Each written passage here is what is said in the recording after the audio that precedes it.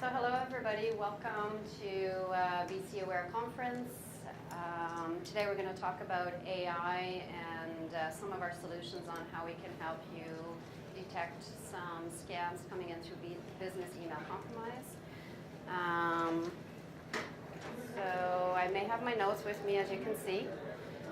A little nervous here. It's the first time I'm presenting to an audience, so I apologize if I say or whatever. See? I'll try and not do that. That's funny. One of my colleagues had said, hey, did you look at the picture in the book of yourself? And I said no, so she pointed it out. She said, well, you're the ghost in here. Apparently my photo is really light compared to the others. So I figured I would introduce that way and kind of, say who I am. So my name is Krista Laplante-Gaul. I currently work as a sales engineer for an international company called Trend Micro. They're a cybersecurity threat company, and they work in network defense. The three areas that they focus on is anywhere from endpoint to hybrid cloud and the networking. I'm not sure if you stopped by our booth today, but if you didn't, there's still some documentation that you can grab if you're interested on knowing what kind of products we have. So a little bit about our organization. For 30 years now, Trend's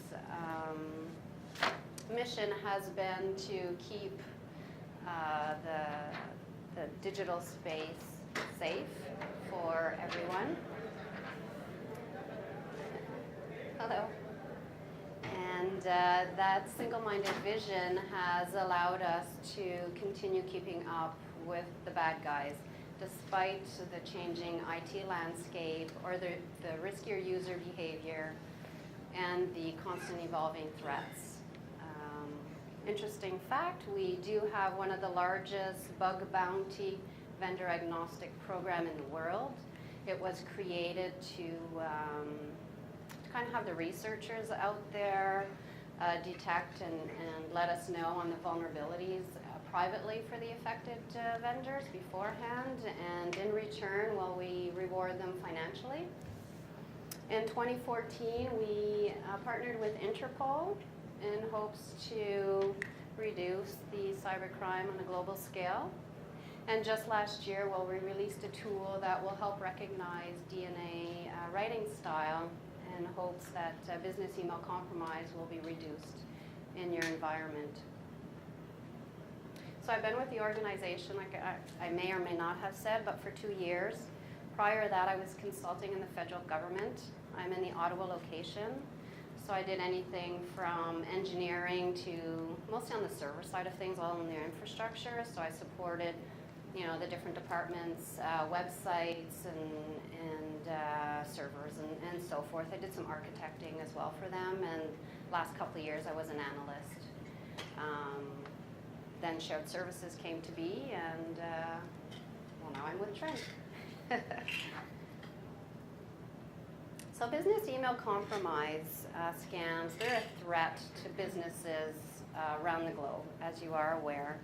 Cyber criminals are not just relying on its prevalence, to make some money.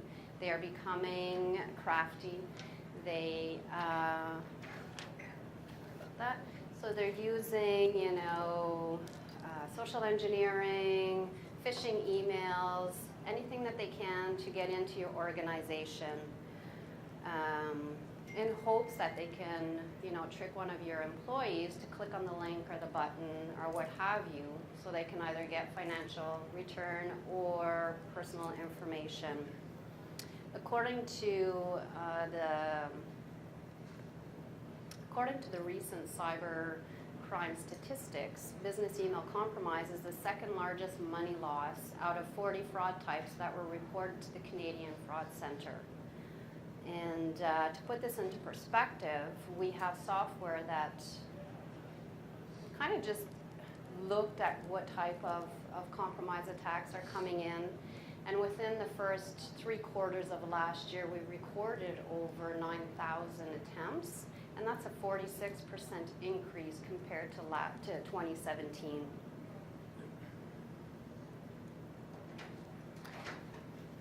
who do they employ? These organized crimes they'll employ social engineers, lawyers, hackers. I want to say the everyday people, but the people on the other side of the spectrum. And why do they do this? Well, they want to be able to make the emails to look as believable as possible. So what better way than to hire, the same individuals that we have in our organization. The FBI have reported a continued increase in business email compromise as well as email account compromise. And the ones that were mostly targeted, or at least recently targeted, is the real estate sector. So you have your title companies, your law firms, your agents, sellers, and so forth were the ones that reported that they were spoofed and secretly convinced, if you will, to send the transactions, the financial transactions during their sale of their home to banks that were associated in Asia. CBC reported as well that some of the homes were actually sold without the consent and knowledge of the actual owner. So that's kind of scary. So keep in mind that cyber criminals, they are going to study your organizations. They're going to know your employees and search anything about them on social media sites. They will look at, what role they take in your organization, and look for any accounts that they can compromise or that have been compromised, so they can study the type of emails that you're receiving. A, to fool you when clicking on the links, but B, to also go through spam filters as well. Why do these scams work? Well, the cyber criminals, they rely on, our everyday, day-to-day operations. They rely on our trust that we give in the vendors that we deal with, if you will. They're quick. They require little reconnaissance scan. Quite honestly, a lot of the organizations' best practices, they're still using old technology, and most importantly, their employees aren't educated on knowing if a cyber criminal is posing as a third-party vendor, and they're gonna play upon that because they know that your employee is just wanting to, please the CEO and get whatever transaction or request that they're asking. And the example that I put here for Facebook and Google, these are large, organizations, and they did fall for a scam. In 2017, the Justice Department did catch the man that was behind this scam. However, before doing so, he was able to trick their employees on sending financial information and funds to a company that they thought one of the third-party vendors that they were dealing with. Once the money was transferred, then the cyber criminal was able to forge signatures on contracts, on letters, on invoices, to be able to move the money around the globe. So luckily they acted quick, and the banks were able to, transfer most of the funds back after the incident was reported. So in this email, or in this slide, it's kind of really busy, but I wanted to point out, if your employee received an email of such from their CEO, would they actually recognize if it was fake or not based on the writing style of their CEO? So in a couple of the areas here that I pointed out, you're going to notice in the body of the email there'll be, they'll be representing someone influential in your organization. The subject matter will be an urgent request. They're going to have a domain very similar to the organization they're trying to target. And all this is done in such a manner because they use a social engineering technique to know exactly when, such an email should be received by an employee. So business email compromise attacks are very targeted. It's not like the traditional phishing attacks where, one email goes out to tons of employees within the organization, which is easier to detect. These here are very specific and targeted. I could use an example just prior to the GDPR coming out. A lot of companies in the UK and elsewhere were sent emails, phishing emails saying, with the title saying you have to, click on this link and give us your information and make sure that we can still, send you information and so forth, right? So a lot of the organizations in the UK were subject to this scam. Keep my notes because I want to make sure I'm giving you all the information and I'm not forgetting anything. So workforce awareness is key, and keeping your employees educated on this should be the #1 priority in every organization. By educating the employees, it will help prevent and keep your network and systems, cyber criminal free to some degree. Some of the forms that or tactics that these cyber criminals will use on your employees, there's 5 basic forms. The first one is CEO fraud, and that's where the scammer will go in and they'll pretend, or in the previous email, they'll pretend to be your CEO and say, hey, I need your help. Can you please transfer this money? So urgency. The second one is an invoice scam. And in this one here, the scammer may actually compromise your executive's inbox. And then they're going to go through that inbox and they're going to look for bills that are due or past invoices and so forth, so that they can reach out and talk to the finance department and say, hey, there's a bill coming up, can you pay this bill? And they're going to change the account, obviously, because it's one that's for them. But the finance department, they're so busy and bogged down with today's work, they might not even notice. The third one is called an attorney impersonation, and that one there, once the scammer gets into, they get to know your organization, they may know your law firm, they may be able to get in and compromise their accounts as well. So they'll go in and they'll actually send you an email saying, hey, we need to, finalize a legal dispute with such organization that has been happening, which is quite believable. The other one is an account compromise. This one is kind of interesting as well, where they're going to compromise one of your employees' email inbox in this case here, and they're going to send an email to your customer saying there was an issue with your payment last month. If you don't mind, can you resend it and send it to this account? And then the last one is data theft.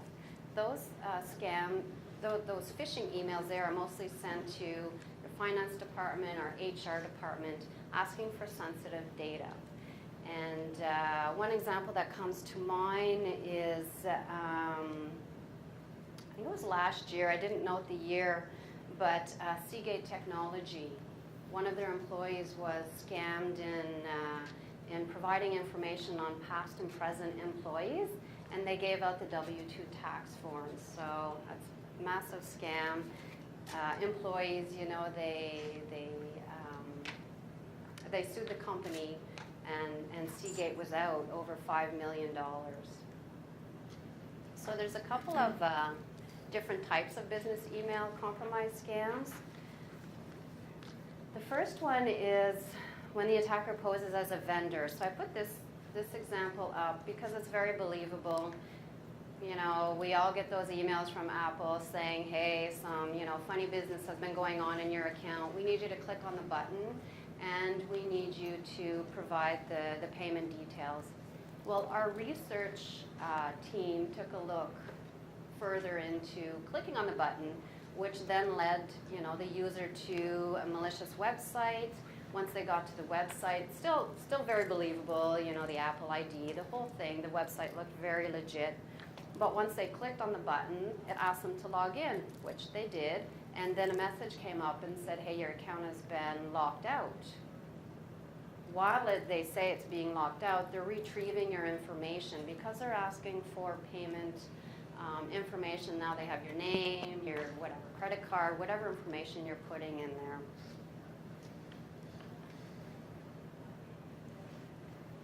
The second one is when the attacker will impersonate an executive in your organization.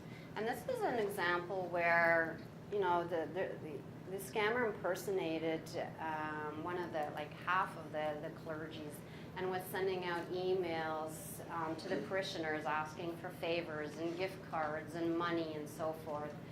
I didn't find a note saying that the scammer was actually caught and how much the church was out, but they did actually send out an email finally saying, beware of this scam, please don't send anything anymore. If this happens, verify the validity of the sender.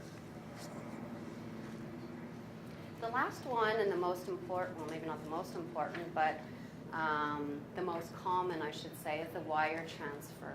And I put this example up here because most people heard about the Airbnb host scam. So you go on, you check out the places that you want, and you click on the link and you say, hey, this is great. In this particular instance, the host actually sent back an email to some of their users and said, hey, the apartments are no longer available, but here's a list of some that are. And when they go to that link, there was a message saying, for any questions or inquiries, please address them to this site. So when the users would go to that site, then they would be directed to a non-Airbnb platform, and now you're exchanging all your personal information. A lot of people were out, money, and they didn't actually have a place reserved, and so forth. So not only were the people out of money, they also were out of their personal information. So these scammers can sell that information on, the dark web.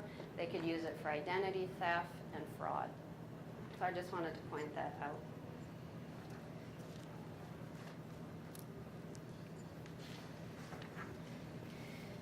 So CEO fraud is the most common, and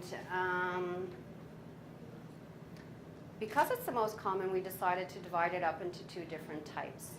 And the first type is an email account domain. And what I mean by that is the scammer will go in and he or she is going to go in and register a free account domain very similar to the target organization that they want to get into. These are the ones that are not easy to detect, but easier. Some of the free email accounts that your employees can sign up for sound very believable. So you will have your groupmail.com or your workmail.com. So the employee at first glance will think, hey, this seems pretty legit. I'm going to sign up for a free account. Without getting into too much detail with our products, for Trend Micro, we do have on-prem ScanMail for Exchange, and we have Cloud App Security for Office 365 type email accounts that can look for these kind of free email domains.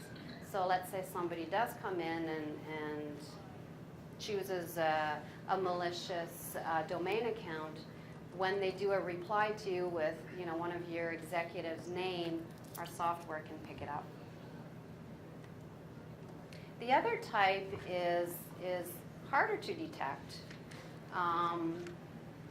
not so common, but still worthy to look for. And in this case here, it's where the attacker will look for a similar, they call it either a lookalike or a cousin domain or so forth. Put up an example there of www.example.com, and you won't notice that the L is actually a 1.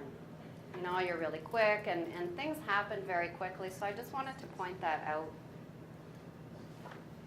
The other interesting fact here is fake logins. So Office 365 is kind of at the forefront for attacks now for email accounts to be hijacked. They're 44% of the enterprise attacks, and what this does is it will allow a hacker or a scammer to take control of not only your account, to use those credentials to get into, as a stepping stone to other systems in your environment, But think about it, they have access to all your resets.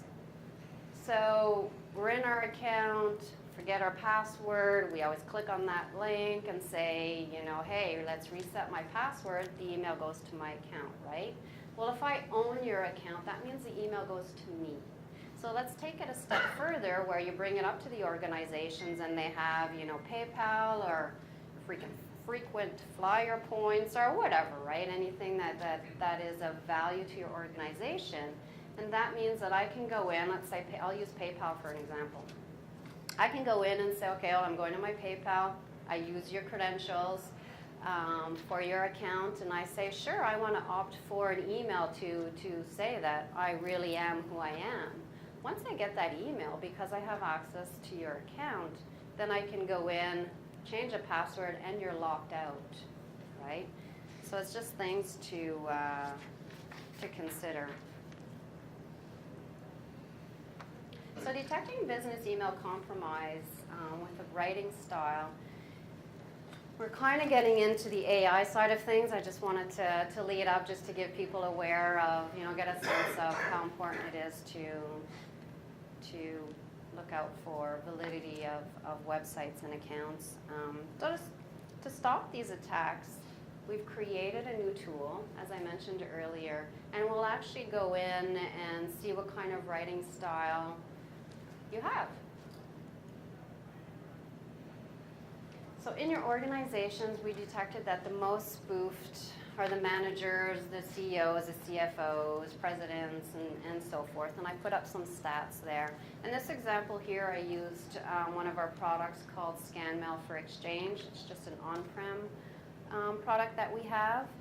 And what that does is we can take a list of your high-profile users, and we can, you know, track to see if they were spoofed with our software. I'll get into a little bit more specifics on how we do that. Again, a little bit more about, you know, how we can monitor and an extra layer of protection with our AI. What it does is it actually does a blueprint. We use it as a blueprint for your writing style. In here, I'm going to show you a demo. In the demo here, you're going to notice that one of our, I'm using people from Trend Micro. So Max is one of the resources, and he's going to receive an email from our CEO. And our product ScanMail for Exchange, I use this in the demo as well, is going to verify the validity of the writing style of Eva, and will recognize that it's being compromised, and will send notification to Max.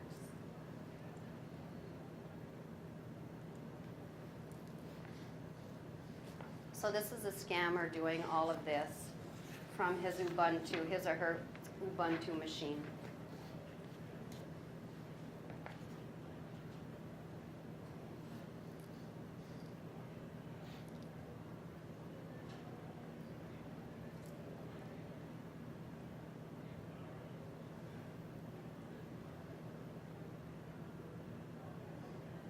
So that's a quick, I put it up there, I mean, sure to showcase our product, but mainly to show you how quickly this happens, right? You're busy, you're on your phone, you're multitasking, doing umpteen things, you get an email, oh great, oh, okay, she wants me to do this or he wants me to do that, fine, and everything is done.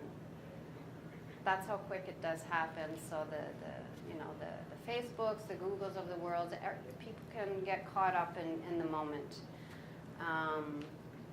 In the warning message, if you notice, it will say, you know, we've seen some issues with the writing style. Check with the sender to make sure that it really is Eva. And the way that we say that in there is, you know, either pick up the phone and say, hey, did you really send this email? Which is archaic sometimes, I guess. I know my kid would be like, what?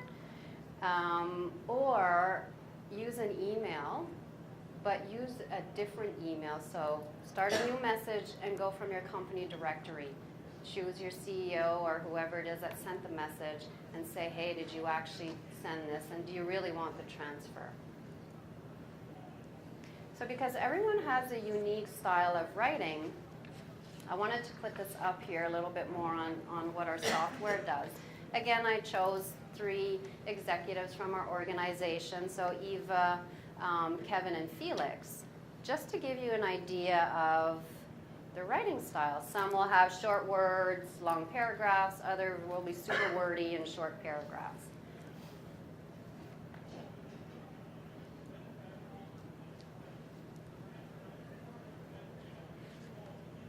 In our AI model, what we do first, so the first step basically, we'll take a step back here, we need to train our AI model on each of your executives. So we start the training. You don't see any of this in the background. We start the training. We receive the email. And then it goes through where the AI will extract some metadata. In that metadata, keep in mind that the content is not extracted. It's just the writing style. The information is encrypted, and it's only the AI that can read this information. So everything is quite secure. I've used 300 to 500 emails for this user here, and it only took a couple of minutes to get the writing style of this individual here. So it is done that quick. A little bit more on our technique is we can mimic the security researcher's process. And so if we mimic how the security researcher, looks at the email and checks the dynamics and urgency and so forth, and put this in our AI form, we call it an expert system. So that expert system will go through and see the urgency and the header and the content and so forth, and I'll get into those specifics in a minute. And it will figure out what factors to look for in the actual content of the email. It will come up with a number, and then based on that number, it will say, okay, well, is this suspicious or not? The second form of AI that we use, again in the same email, is our machine learning technique. So that part of the feature will take the number that was spewed out by the first part. It will use a computer-generated algorithm and determine, is that email fake? Is it real? Or potentially is suspicious? So I wanted to give you a simplified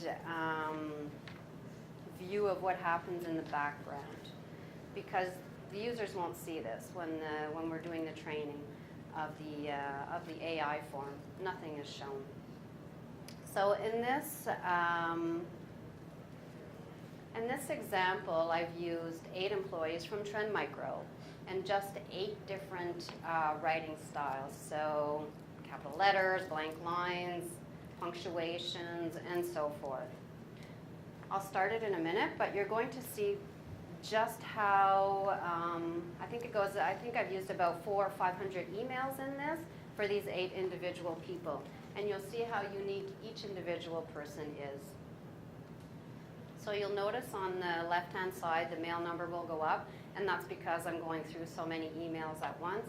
And for these 8 different individuals in the organization, only using 8 elements within their emails.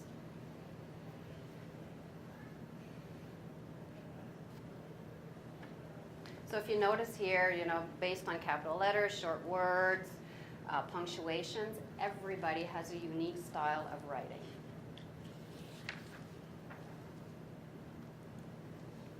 Now, if you think about it, if you don't have the technology in place and you are the one that has to look at each individual employee's writing style in your organization, how many elements would you look for? Would you look for 50, 100, maybe 1,000? I have no idea how many elements you would choose to look for. Could be time consuming. In our AI technology, it uses 7,000 features. And those 7,000 features, we can't actually put them into words. And it's so complex that it's only the AI model technology that can actually read the 7,000 features. So let's take another look at how we can detect if an email is fake or not. In this example, Sandra receives an email from her CEO, and she's requesting payment to be done on this day and so forth, right? The urgency, the payment, we need the money. By using the security expert in the self-learning mathematical model, which I just spoke of, we can determine, again, whether it is fake or not. Well, let's take a closer look. When our security researcher, which is our expert system, so all technology, it's not an actual individual, when the researcher actually looks at the content of the mail header, they're going to look for, you know, is the email coming in from an insecure provider? Is the domain very close to yours, and is it coming from, you know, a name similar to one of your high-profile users? And the email service that they're using, is it valid or not?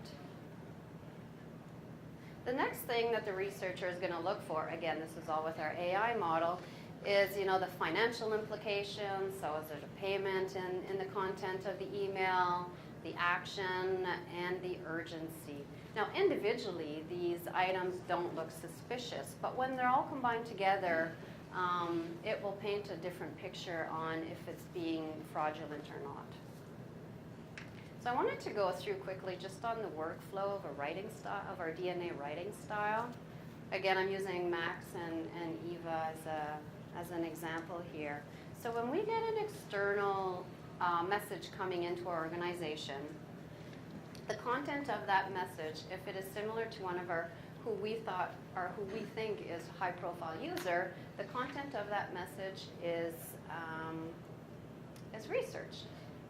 If it doesn't match the style of, in this case here, it's Eva, which we already have because our technology has learned her style of writing, it will come back and it will say it doesn't match her DNA. Max will then receive a warning. Just click again, there's a couple of clicks here. So Max will receive a message to say, hey, there's something wrong. It doesn't seem like, you know, how Eva normally writes her messages. Again, you know, check, give her a call, send her an email. And then the other thing you can do is send, with our technology, is we can send Eva a message as well. So I said, you know, this is all done through our technology where you can say, hey, was this really you? Did you send it? And then she can respond yes or no. There's an extra option in our product to say not just that, but to also send a message to say you've been compromised today or attempted compromise. I don't know if I'm talking really fast, but I'm almost at the end of these slides.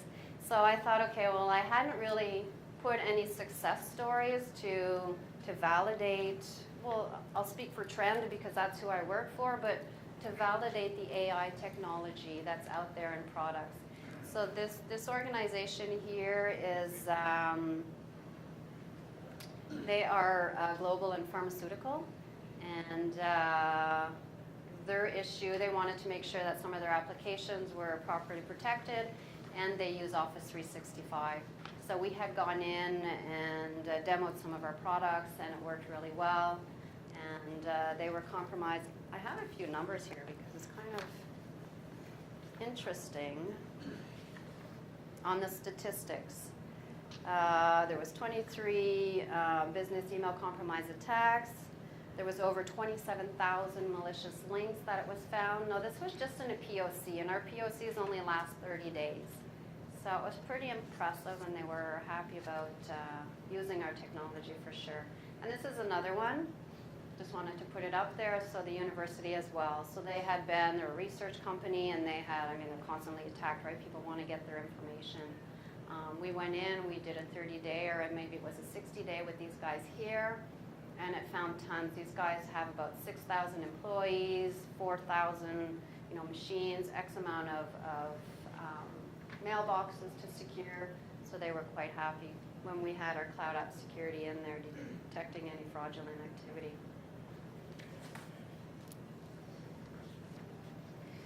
So the last thing I wanted to say is,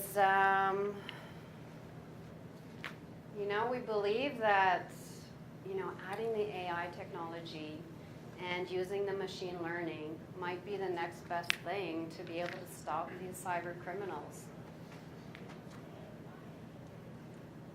I put up a little bit of references here, and I apologize if I talk really fast or not. I'll learn from this experience. But any questions, you can ask the questions, or again, don't be shy, send me emails. We have tons of people worldwide. We're an international organization, as I said earlier. And excellent products that can add into layers. We're not here to take any vendors out. We can enhance what is already there. So I know I've kind of talked about Microsoft and Office 365, and it wasn't to be nasty or anything. We do partner with them, and we enhance their security. So we're just all about getting the bad guys and making, like I said earlier, our mission to keep a digital space free of cyber criminals. So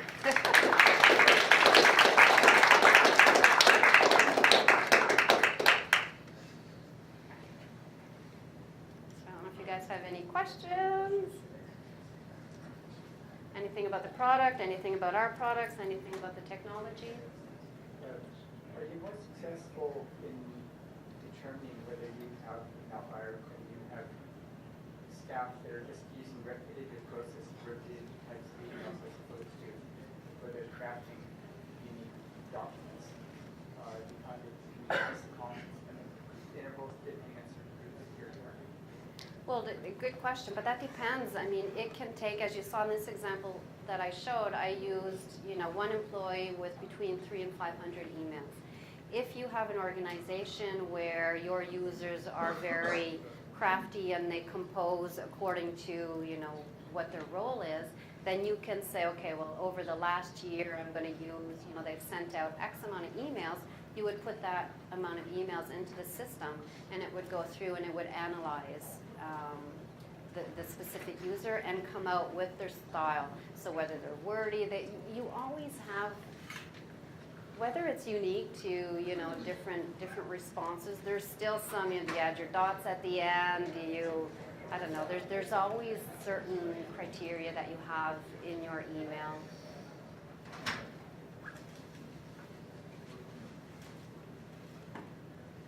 How does it handle the difference between a mobile email and one that I type on my desktop? The way I type on my phone is going to be a lot different than the way I do when I'm using a keyboard. That's a good question. For the mobile security, I mean, when you're on your mobile, you're still using either your Outlook, you're still using the same kind of technology that you would at your desktop, right? But So you could, thumbs. with your thumb. So you could take that into factor as well. Again, in the global group, I only chose, 8 elements to look for in the body of the message, and then 8 employees. You can choose yours with, some emails from home or on your mobile, and then some from your laptop or your desktop, and say, I want you to examine my writing style based on this criterion. So whoever whatever you pick in the elements, as well as, your high-profile users, you can select those initially to start off with. We've been quite successful. When we started this, when we launched this tool last year, we had, I think it was about 40 or 60 organizations that ran the beta, and I want to say there was no errors. I hate saying that because there may have been a few. I could confirm that in an email, but it's pretty accurate on determining your writing style. And because the AR form that we use and computer-generated algorithm and so forth, I mean, you are who you are, right, regardless of what device you use.